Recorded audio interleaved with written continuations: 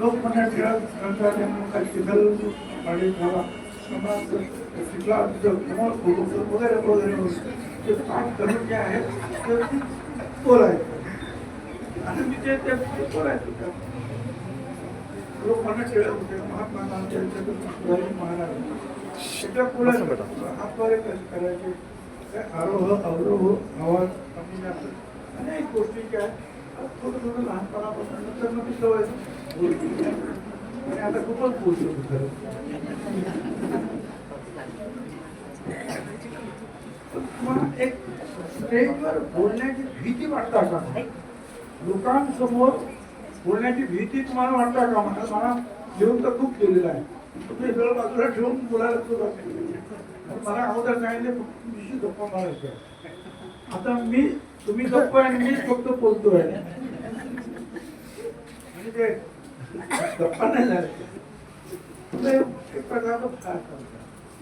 माझं म्हणणं एवढंच आहे की तुम्ही ह्या आपल्या मुलांसमोर बोलायला शिकला, तुमच्या मित्रांबरोबर उभं राहून 5 मिनिटं 7 मिनिटं 4 मिनिटं एखादा कुठलाही विषय तुम्हाला आवडीचा विषय घ्या, नाशिक विषय घ्या, नाशिक स्वच्छता विषय घ्या, एखाद्या महापुरुषाच्या संदर्भात काही बोलायचं आहे तो विषय घ्या. पण बोलायला शिका आपल्या मुलांच्याच समोर.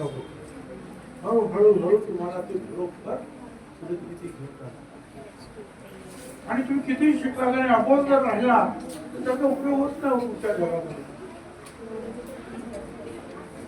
बोलल्याशिवाय काही उपयोगच होत नाही. तुमचं शिक्षण तुमच्याकडेच राहतं.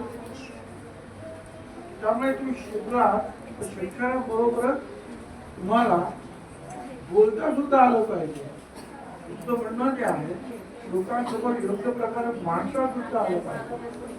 भाषा काय आहे, माझ्या ज्या भावना आहेत, मला जे काही वाटतं ते तुमच्या बरोबर बोलणं, त्याच्यावर चर्चा करणं हे